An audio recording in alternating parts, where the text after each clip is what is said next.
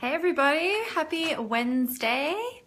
I thought I would jump on because I spoke last week about doing a Q&A, and so I've just come together and I have grabbed probably the top 4 questions that I get asked all the time, either when I'm chatting to people on Facebook or people that are at my events ask me these questions, and I thought I will do a live and I will let everybody know the answers to these questions, because I find they're coming up a lot in these events, so there must be plenty of people who are wanting to know the answers. And so I want to shed some light on those questions. Hey Steph, thanks for joining. I loved your video the other day. They keep coming up now. Your videos, I get more notifications when I watch. So that's pretty cool. When people are watching your videos, then I think they show up on the feed sort of higher up so that you can actually see when they're on again, which is cool because I get to see when you're on all the time. And hey Jason and Patrick, thanks for joining as well. Okay, so the first question that I get asked that I want to address is, what is events marketing? So events marketing is what I do and is what I teach to my clients. And a lot of the time, people come into my events and they've got a bit of an idea of what they're kind of coming to get out of it in terms of Facebook marketing and filling their events, but they don't really understand coming in necessarily, the whole scope of what it is that events can actually do for your business and in your business. And so what I teach is events marketing, which is basically using a one-to-many model and running events on a regular basis to attract new clients into your business. So as much as it's about, providing information and teaching people new things and giving value, you definitely want to be giving value. But at the end, there's an action that you want them to take. You want them to come to your next workshop or come to your next event, or come and work with you one-on-one, whatever that next step might be. And so they apply to come and work with you further. And it's a really great way to be bringing in clients, because you're pre-qualifying people, they're getting to meet you and you're getting to meet them before you go ahead and take the next step and work together. And it just saves you a lot of time. I find it really efficient. Instead of going the traditional route, a lot of coaches and consultants tend to do sort of one-on-one sessions, and if you want to talk to 8 people and give them all a free 1-hour session to see if it's a fit, that's 8 hours of your day. Whereas if you have an events marketing model, you can actually see 10, 50, 100 people all at once. And then the people who are really keen to work with you, that have seen what you do, they understand how you can help them, they're keen to come and move forward, they're the ones that are going to apply to work with you. And then you can give them that 1 hour and that time that they deserve to be able to go ahead and work with them, on a one-to-one basis, or invite them to come to your next event, and they're more likely to go ahead and do that. So that's what event marketing is. Now, let's get into the nitty-gritty of the sort of Facebook ad questions that I get around events. So I've got my list here. Okay, so how far out from an event should you advertise on Facebook?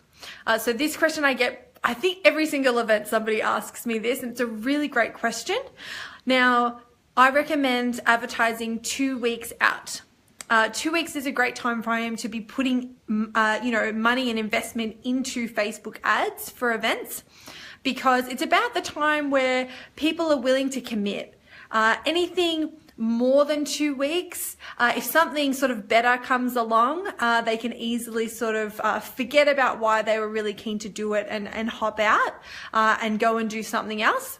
Whereas 2 weeks is a great time for them to commit, put it in their diary, and they really remember, that description that you wrote about the event and the reason why they want to come. In saying that, generally, if I have my dates for my events earlier than 2 weeks, I'll pop it up on Eventbrite pretty much as soon as I have my dates. Now, Eventbrite is such a fantastic tool to use because they've got such a user base. They've got a huge user base of their own. And so I tend to get about 20% of my registrants organically and through Eventbrite. So really cool to use that. And so you can feel free to put that on, you know, even a month out, and that's fine. But when it comes to, you know, your paid Facebook ads, 2 weeks seems to be the sweet spot for that. Question three, sorry. How much should I spend on Facebook ads? This is another really cool one. I don't know what's going on with my hair. It's kind of crazy today. So excuse the hair. How much should I spend on Facebook ads? This is another one that comes up really frequently. And my recommendation is to spend in the first 48 hours, $100 a day. So $200, $100 a day for the first 48 hours. Now, why would you do this? It's super important to find out whether the ads are working or not. A big mistake that people make all the time is they start putting $20 on, you know, $10 on a day, and over 5 days, they haven't found out. They're basically prolonging the period of time until they find out that the ads are not working. And you don't want to be doing that. You want to be putting yourself in a situation where you know that this is working, and then you're happy to adjust the investment if you want to after that 48-hour period.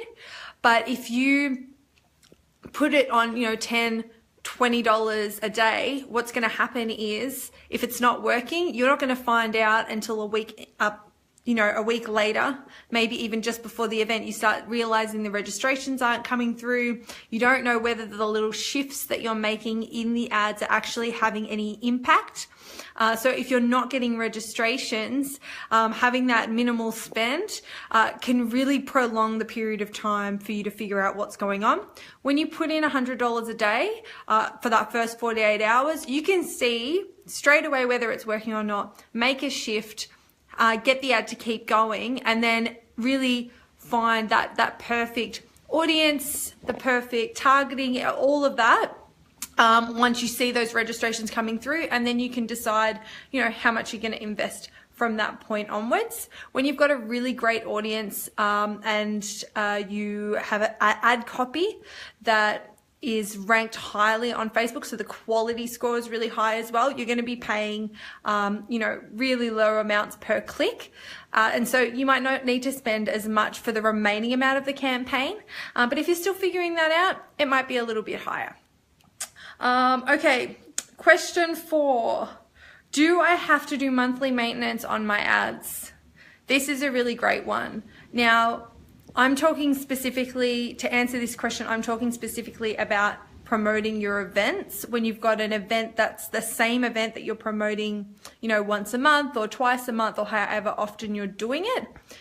This would be different if you are running a number of different campaigns for a number of different purposes. You would need to be sort of constantly checking and just making sure that they're all working correctly and that they're getting the results that you're hoping to achieve from each of those campaigns.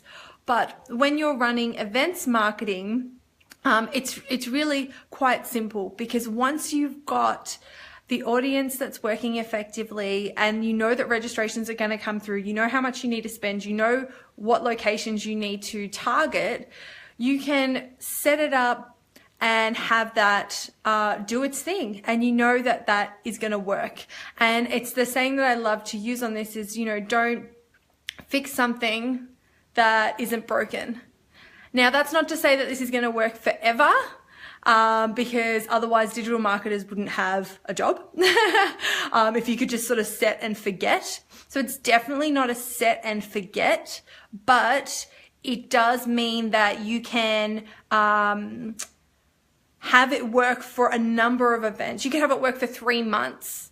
You can have it work for 4 months, 5 months, you know, one ad in terms of the copy, the audience that you're targeting, the amount that you're spending, all of that could be the same for 2 months, 3 months, 4 months, 5 months. It really can vary. But the great thing is that you don't have to sort of necessarily go in there on a monthly basis or on a weekly basis and have that really scheduled. It's really just making sure the initial setup is right. Once you've got that, just reusing that same setup again and again and again until it doesn't work. And then the moment that stops working, that's when you start making those little shifts again and again until you get it right again. And then you can go through that process again. So it's not necessarily as scheduled as you go in and you check once a month to see whether it's working or not. It's more just every time you have an event, you set it up the way that you have in the beginning that's worked for you, and continue to use that until it doesn't work. So they are the top 4 questions. Thank you everybody for jumping on live. Mark, Jan, Madalena, Sarah, Jacob, Amir, Stuart, David, Laura, Nicholas, Luke, Luciano. I think I've said hello to everybody else already. And thank you everyone that's joining on the replay to watch all of the 4 questions.